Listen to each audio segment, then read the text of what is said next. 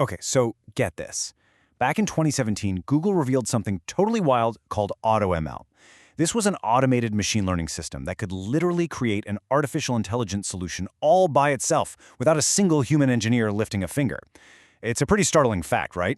And it just goes to show how fast the ground is shifting beneath our feet. So, welcome to this explainer. Today we're going to visually structure and break down exactly how you can not just survive, but actually thrive in this new automated world.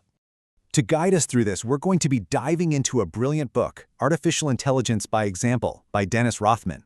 Look, with platforms like Google Cloud and IBM increasingly automating the actual coding process, our core mission today is figuring out how to save our careers from becoming obsolete. And the secret? Well, we need to learn how to become what Rothman calls an adaptive thinker. Okay, let's dive right into our roadmap for today.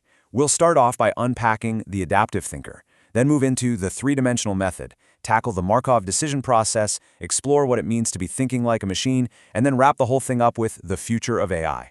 We've got a lot of ground to cover, so let's get into it. Section 1. The Adaptive Thinker. This is all about adopting a brand new problem-solving mindset. So, to survive this massive shift as machines start taking over complex tasks, we have to grasp the core philosophy of this book. And it's summed up perfectly like this. In real life, you are the agent of your thought process. I really want to challenge you right now to adopt a machine's mindset. You see, in a machine learning model, the agent is simply the mathematical function that's calculating its path through pure trial and error. To be an adaptive thinker, you basically have to act as that agent. You have to learn how to break down everyday reality into a highly structured process. Section 2. The Three-Dimensional Method. This is basically a foolproof framework so you don't drown in academic jargon and can actually get things done. The absolute key here is mastering these 3 steps. Step 1. Address real-life issues in natural language. Before anything else, you have to be a subject matter expert who actually understands the critical factors of a problem in plain, everyday words. Step 2. Mathematical representation, meaning you have to take those plain words and translate them into equations. And finally, Step 3. Python or cloud implementation. Only then do you actually sit down and write the code. An adaptive thinker brilliantly bridges this gap, moving smoothly from human expertise to math and finally to code. Section 3. The Markov decision process. This is where we explore some of the math used by Google DeepMind. All right, we are moving from our high-level philosophy into the mathematical meat of the text. Let's define the Markov decision process, or MDP for short. It is a memoryless and unlabeled action-reward equation with a learning parameter. I know that sounds like a mouthful, but essentially, this is just the thought process of a machine learning model. The model makes a decision, gets a reward if it's right, and learns from it. And this whole process is often driven by something known as the Bellman equation. Now, what's really interesting here is the stark contrast between these two approaches. Supervised learning relies heavily on past labels and history. It's constantly looking backwards to know what things mean. But unsupervised reinforcement learning, like our MDP, operates entirely without knowing the past, or what any past labels signify. It relies on pure, memoryless trial and error. To really cement how MDP works, let's look at its key properties. First, it's memoryless. Think of a car navigation system relentlessly moving forward to its destination without caring at all where it was 10 minutes ago. Next, it's unsupervised, meaning there are absolutely no labels. Third, it's stochastic, which is just a fancy word for random.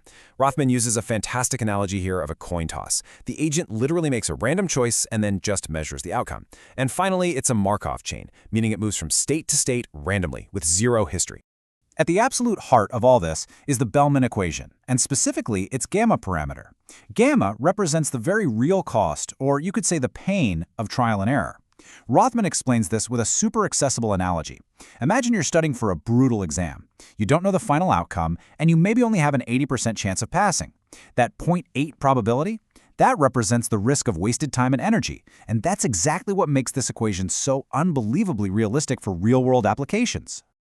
Section 4. Thinking like a machine. Let's take a look at some real-world applications. And this brilliantly illustrates the concept in action. Imagine an automated guided vehicle, an AGV, navigating a complex warehouse maze. The AGV moves from point A to B to D in a totally memoryless manner. The goal of the MDP is simply to get to point C, which might have a starting reward value of, say, 100. The machine essentially tosses its virtual coin, tries different paths, and learns the optimal trajectory all on its own, without any human rules guiding it whatsoever. So let's pivot for a second to the broader human implications of this. Rothman states something pretty profound. An efficient manager has a high evaluation quotient. A machine has a better one. Because of brute force calculation and immense memory capacity, machines can just vastly out-evaluate human reasoning. Just look at modern chess engines. They evaluate millions of positions a second, proving that human intuition can absolutely be battered by raw mathematical calculation. It really boils down to math versus emotion. The true power of mathematical reasoning is that generalizing it to other fields is incredibly easy. Because machines use pure math and aren't tangled up in messy human emotions, the exact same model we just used for that warehouse vehicle can be effortlessly generalized to drones, self-driving cars, robots, or even automated factory scheduling. It's a total game changer. Section 5. The future of AI. We're talking quantum computing and emotions. Let's zoom back out for our final act and explore some of the more profound future implications of all this.